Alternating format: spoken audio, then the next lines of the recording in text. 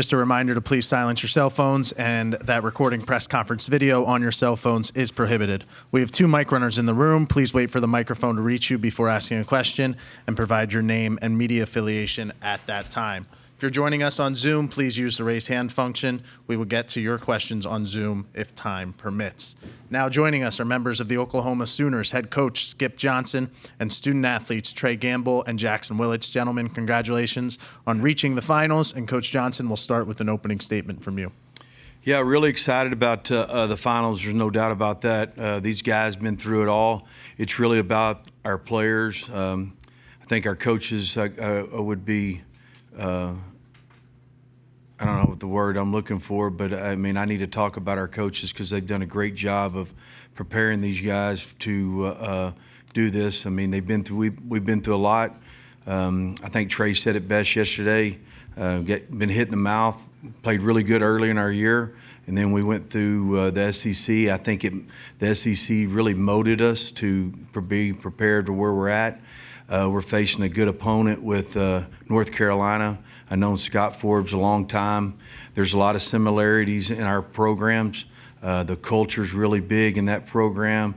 There's a lot of things. I mean, I can remember when we were assistant coaches out there on the trail recruiting against each other. But really proud of our team and really proud of our fan support. Like I said, I really believe that our school is a family-owned business, and really excited about that. And want a lot of our fans to come up here, and really excited for these guys to go watch these guys play and kind of stay out of their way and let them do what they do. And I'm really excited about it. We're going to open it up to questions for the student athletes. Josh Calloway, Students Illustrated. Jackson, you've been open about you wanted to be an OU player since you were a little kid. Are you able to appreciate that you're about to play in the national championship, or is it you're still in it, so it's kind of hard in the moment? Yeah, I mean, right now I'm just focused at the task at hand. The task at hand is to win 2 more baseball games. So I'm trying to do my best to go out there and take it 1 pitch at a time, control what we can control, and I think all of our guys are doing that. We're focused on winning 2 more baseball games, and then after it's all over, after it's all said and done, we'll kind of look back and enjoy the moment a little bit more. Eddie Radosevich, Soonerscoop.com. Question for both of you. Is there anything tough about this 2-day layoff and just the anticipation leading into Saturday night at 7 o'clock? I think there's not much different from the regionals and the super regionals. We know we're going to play a good baseball team. We've been preparing for them the last couple of days, and it's not out of the ordinary, I think, for us as far as a schedule standpoint. Yeah, I mean, we've had a good routine with that stuff for the last 2 or 3 weeks, just making sure we get our work in, but making sure we stay healthy. So I feel like we've kind of developed a good routine that's helped us stay sharp and kind of just followed that and stuck with it. Wilson Moore, Omaha World Herald. Trey and Jackson, Coach alluded to this, but just what do you think you got out of the gauntlet of the SEC schedule and how the difficulties you guys went through during the regular season preparing and get ready for this? I think the SEC just offers a great preparation period for this type of tournament. There's no breaks. And just like in this tournament, you're not playing any bad teams. You're not playing any mediocre teams. You're playing the best of the best. And so in the SEC, it's similar. Every Friday night, you're going to face a guy that's really good, similar to all the teams here, similar to what North Carolina has. So the SEC just prepared us for always being ready to put our best out there. Yeah, I think Trey said it best the other day. He talked about getting punched in the mouth, and you have to kind of persevere that. And I feel like you kind of learn how to get punched in the mouth, how to take punches, and how to get back up. And whether you lost the first 2 games of the series or you won the first 2 games of the series, you know Sunday's going to be a fight. So no matter what has happened in the past, you still got to be focused on that next pitch. Noah Bieniek, 11.7. Question for Trey and Jackson, if you'd like to add on, go ahead. 5 homers in that 3rd game against Georgia. Between Trey, Jason Walk, and Dasan Harris. Trey and Walk are listed under 6 foot, and Harris is listed as 6'1". What is it about the power output from this lineup that you've seen here in Omaha? Dasan hit one to dead center, and that's just very rare in this park. I think it's maturity in our preparation, our hard work. Our coaches do a great job of helping us have our best swing for these types of moments against the best pitchers. I don't think we've changed anything from our approach to mechanics. I think just our preparation and our hard work has been paying off. And even though we are, of under 6 foot, Desan's over, right? We're able to put good swings on and, do damage. I mean, I appreciate the outfielders picking us up because the infielders did not have a very good day at the plate.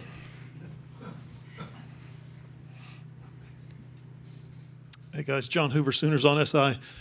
Their coach just said that somebody's going to have to make a play that maybe hasn't played recently to win a national championship. Somebody's going to have to do something basically unexpected. You guys' rotation has kind of slimmed down in Omaha. Bullpen slimmed down a little bit. The batting order has been set for a long time. Who's that going to be for you guys? Because you got a lot of experienced players.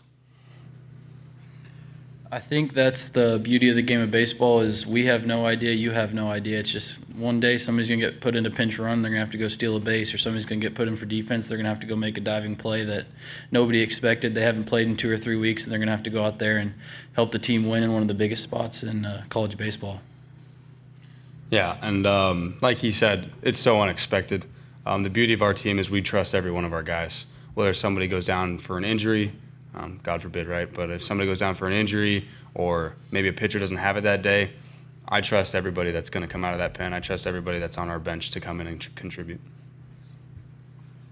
Carson Field, Sooners on SI. For both of you guys, facing Jason DeCaro, one of the most reliable starters in college baseball, what stands out about his game? What have you seen just on tape, or is there anything specific that stands out about his pitching? He's a good pitcher, right? And North Carolina has a reputation of great pitchers. What I've noticed, he's great at pitching to both sides of the plate, up and down, great stuff. And similar to many pitchers out there in college baseball, you're going to have to be ready. You're going to have to be ready to battle. You're probably going to get to 2 strikes. You're going to have to fight off some good pitches, right? So that's what I see from him. Yeah, I mean, we had a chance to face him last year in the 1-0 game in the regional, and I feel like we kind of have a lot of guys that were here that remember what his stuff looked like, and we have a good understanding of how he liked to attack us and how he pitched against us last year. So we kind of just got to use that information that he showed us last year and then some of the information he's shown throughout this year to go out there and formulate a good game plan to go against him. Clayton Collier, First Alert 6 here in Omaha. Question for Jackson. I know you're locked in on the task at hand here, but just how cool is it to be playing baseball still here in Omaha with your dad on staff ahead of Father's Day weekend in the finals? Yeah, I mean, it's a blessing that I'll never forget for the rest of my life, and I think for everybody on our team, it's something that none of us will ever forget, and it's something that we're all looking forward to going out there and doing. But again, we're focused on the task at hand, just trying to win the first pitch. Any more questions for the student athletes? Okay. Trey, Jackson, thank you guys for your time.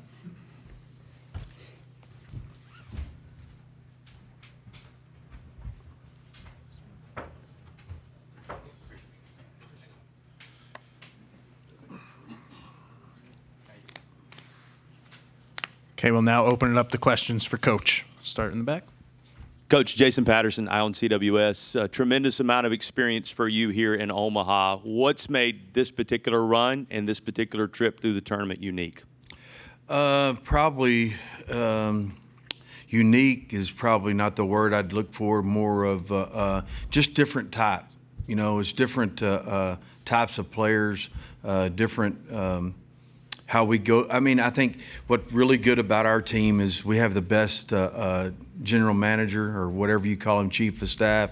His name's Ryan Gaines. He sets them a routine, and it's been really a pleasure to watch our players get into that routine ever since we were in Georgia Tech. I mean, it's like clockwork to them, and I think that's really helped them get comfortable. And I said it in my first press conference: the team that gets comfortable the fastest plays better here. And I think that's not a unique thing to me. It's more of a thing that you watch as you've been here before. I mean, this is like I talked to a person yesterday that's been to the College World Series for softball, and it was incredible. They were like, I said, it was one of our compliance officers. She goes like, man, this thing's really big. I go, yeah, it's really big, and it's really special, and you can't thank the NCAA and Omaha enough for what they've done to put this event off. Josh Calloway, Sooners Illustrated. Skip, you've talked a lot about the dugout throughout this run, the guys who maybe haven't been playing as much and how they've played a big role in just kind of willing the guys on the field throughout. Just has that been uncommon that you've seen this year with this particular group, and if you're able to quantify what they've been able to do, those other guys? Great question, Josh, because it's uncommon at every level. I mean, from Little League all the way up. When their kid's not playing, all they hear is the negative energy. These guys have really been selfless. And that's probably one of the most important things, the message that I've really tried to display about this team is the selflessness that they've had in a world that's really selfish. And we're trying to teach them in our culture to be selfless, to pick each other up when something, because it's what life's about. You think Jesus Christ was selfless? Absolutely. We would live our life for that because of that reason. And so I think that's the biggest difference, man. If you can teach those young men to be selfless in a selfish world is really big to me. It's really big to me. When nobody cares who gets the credit, you can do amazing things. It's pretty amazing. And we're reflection of those guys not caring. They're pulling for those guys, the first guy on the rope. Whether it's Drew Dickerson or Alec Blair or somebody like that played early and hadn't played in a while. Some of the pitchers yesterday when we coming out of the bullpen, I saw Gavin Jones. I said, "Be ready, man. Bowden, be ready. Because I'll be ready. I'll give you everything I got." And the only thing you can ask them to do is just give you effort. They can't be somebody they're not. They can just give us effort, and if it's good that day, then it's good that day. And a lot of times when you get in this pressure situations, they give you too much effort. They try too hard. And when you try hard in this game, you fail. But if they can just be themselves, one pitch at a time, take a breath, throw the ball at the target because that's the only thing you can control, or get your first step, or have the detail of reading what we need to read detail-wise on the bases or at the plate, two-strike approach, and believe in that process. The process is what matters more so than anything. And really proud of our kids for their dugout doing that. That's a great question, Josh. I appreciate that. Eddie Radosevich, SoonerScoop.com. You've talked a lot about just the most comfortable team finds the most success here. Is there anything different about finding that comfort in the magnitude of the stage that comes with Saturday, Sunday, Monday? Not really. It's really just trying to stay in the process one pitch at a time. It's the only thing you can control. You talk about it, you try to live it, you practice it, you put it in your routines. If you sit next to our dugout and you can hear me screaming, take a breath, trying to remind them of take a breath, trying to remind them stay in their routines, because all this gets exploited even more. It's not any different game playing for the national championship or playing the first game here. It's just about, trying to win pitches, swinging at strikes, not balls, trying to throw the ball at the target. It's not any different. It's just on a different stage. You just got to look at it that way. We all think it's different because we write about it and we're in social media, but it's really not any different. It's the bases are still 90 foot. You got to run good 90s and still 60 feet 6 inches. And so you just got to take a breath. Back the ball up the middle, make sure you're ready to make a play, attack the play, and give effort. Doug Kyle, College Baseball Central. Coach, we're at the highest stage of college baseball this year, and yet having sat through midweeks and conference series, press conferences, the SEC tournament, this feels like the most relaxed atmosphere here. How do you see that, and how do you accomplish that with your team? I don't know if it's the most relaxed atmosphere or not. It's you're at a point now where all the stuff that you practice. Why do you practice? Why do you go out every day and practice in the fall and the spring? Why do you practice? To try to win the last game of the year. Jackson said it best the other day when we ran a pickoff. When everybody complains about, man, we're doing team defenses 111 outside. But we've got to do it. I don't think it's as much as relaxed I mean, as you may think it may be, but I'm telling you, it's a grind. It's trying to stay in those routines as much as you can, and believing those routines are very much possible, and they'll help you get through times. I mean, I had a young man named John Curtis that played for me when I was at the University of Texas, and he played his first game in the playoffs during COVID. And he actually stepped off the mound he'd catch the ball, and he would either do 2 arms or 1 arm. And he called me, give up 4 runs against the Yankees, and he goes like, man, I'm tipping or something. Can you look at the film or something? I'm like, hey, I'll call you tomorrow. So I got our video guys, said video his last start. He opened a game against the Phillies, and then video that put them side by side. Well, he was only doing 1 arm instead of 2 arms. And from that point on, I told him to do his 2 arms, and he gave up 1 other run. He got ambushed by Springer, and they played L.A. for the World Series. So it's just about your routines, and you got to believe in those things.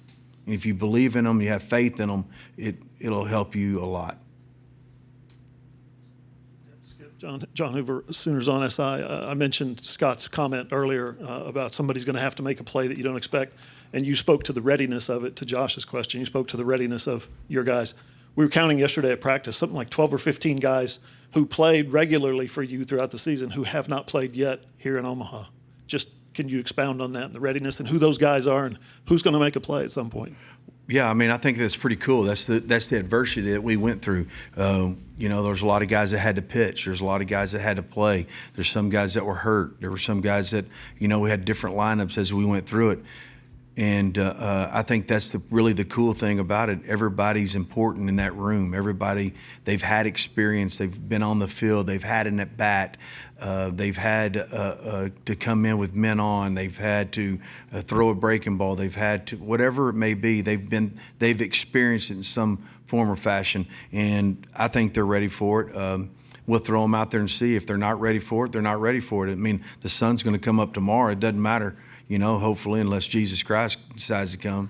So I'm just telling you, we can't look at it like it's something so important to win a national championship. All we can do, all we can control is what we can control. And that's one pitch at a time, see the baseball, be attentive, make sure you're present, and pick each other up and pull for each other like they've never pulled for each other before. Ryan McGee, ESPN. Coach, I asked this of Forbes. I'll ask it of you. I asked him about what does he carry with him that he remembers from 06, 07, 08, when he was here a few years ago. What do you carry with you from 2022 or when you were here with Texas? How have you evolved as you come back to Omaha? I think I'm the same guy. I mean, I still dip snuff, deer hunt, fish. I'm the same guy. And I mean, I love teaching players, man. That's my biggest deal is a relationship with the players and the coaches. That's what I love more than anything. We got a different recruiting coordinator, different third base coach, and maybe that's how we evolved. I don't know.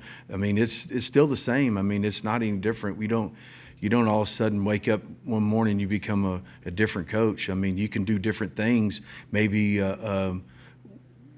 We still have a mental coach. I mean, we use that a lot. Our culture is just trying to get everybody to buy into your culture. That's the similarities I see in Scott and our program. You see it, and you see the players when they regurgitate what our culture's about. We have a compete culture. The C stands for championship standard. The O stands for Oklahoma before you. The M stands for mentality. The P stands for process. The E stands for engage. The T stands for toughness. And the E stands for energy. And when you have a conversation with a young man, they're going to fall under one of those categories. It's really simple. When you're sitting in the back of the class acting up and you had your hat on, was that a championship standard? When you decided to miss a signal, was you thinking about yourself, or you decided, was it Oklahoma before you? And so when you make those decisions, and we try to live by those things. It's hard to live by. It's easy for me to sit up here and talk about a lot of things, but it's hard to live by. And those guys go through a lot of pressure every day, and we try to get out in front of it and teach them not to go through the same things that we went through as coaches and try to get them through excuses. And that's our jobs as coaches, to teach them to, number one, respect baseball, respect their opponent, and play hard. And if we're not going to do that, we wouldn't be up here today. We wouldn't be playing for a national championship. I got great coaches that do the same exact thing. And I wouldn't be, if I couldn't do that, I wouldn't be coaching anymore. Yeah, hey, Coach. Evan Kamiko, News 9 Oklahoma City. Curious, what's impressed you the most when it comes to viewing this team from your lens, enjoying the moment in the atmosphere while still trying to focus on the task at hand? Them having fun with each other, them riding on each other. I think the coolest thing the other night, and I hated it, I got away from it, and then we get home, and I start watching the game. I don't get to bed till like 2:30. I got away from it. I used to watch every pitch, but at the end of the game, Jason walked what he said. Hey, I'm just trying to pass the bat off to the next guy. That's pretty cool, man. I mean, that's probably what's made me more excited than anything, watching those guys pick each other up, and just trying to stay in that process of doing it.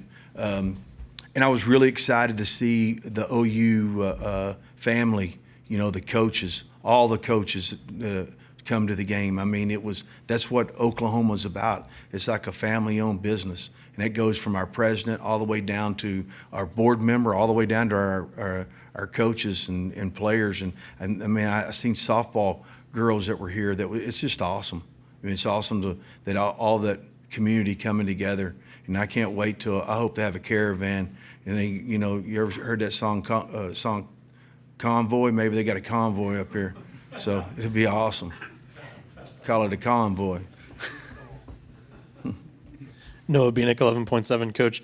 Cord Rager, Xander Mercurius, Nick Weslowski, Jason DeCaro, Ryan Lynch, Folger Boaz, all 6 starting pitchers for both teams playing in the finals were recruited out of high school instead of the transfer portal. Are you able to draw any conclusions out of that? Is it easier to predict arms capability in college baseball than hitters out of high school? Not really. I mean, it's more of I look at it from the standpoint of if they fit who we are, number one, character-wise, number two, their delivery, and if they're believers or not.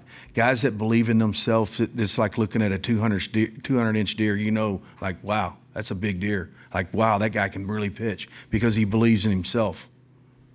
There's no magic to it. When I went out and watched Briscoe Smith pitch, and I walked away from there, and he's a freshman, I said, this guy's going to be really good because he's a believer, man. He believes in himself. And then you have your other guys that might have something wrong and that you're trying to help. As a person, as the head coach and as a pitching coach, I work just as hard as with the last guy on the team as the first guy. And sometimes they don't get it. And that's hard for me to live with sometimes. It really is. And that's what I do. And I think if they're high school, junior college, it doesn't matter. It really doesn't matter. If they believe in themselves, then they're going to be really good at what they do. And I like fixing guys, too, that are struggling. I mean, I think that's what I'm in it for, to teach them how to get through things. I really believe that. I'm really blessed to have that. Wilson Moore from the Omaha World Herald. Skip, having been to the CWS before, when you think about this team and the team previous that's made it, what are the common threads, traits within that? They play good catch. They throw strikes. They can run. And they're good teammates. And you have good coaches that make head coaches look good. I got great coaches that make me look good. I'm just telling you, I don't have to worry about, I can go straight to the bullpen and try to figure out how to get somebody to throw a strike. I don't have to worry about teaching the infielder. Russell Rayleigh's going to do that. I don't have to worry about teaching somebody to hit. Russell and Reggie's going to do that. I mean, we have great coaches, and that's really the difference. We're going to take one more for Coach. Noah Bieniek, 11.7. With a couple of built-in off days here in the College World Series schedule, what did you do yesterday, and what do you plan on doing today? And in the off time, have you looked at North Carolina at all? What do you know about the Tar Heels? We did the same things over and over. That's all we did. I mean, it's no different. We didn't do anything different. We didn't have magic dust or anything like that we put on top of them. We didn't do anything different. I mean, we went and took that batting practice through bullpens, listened to country music, and gave high fives and watched everybody take BP. I mean, well, the same thing we're going to do today. You know, and ain't going to be doing anything different, you know. That's all the time we have. Coach, we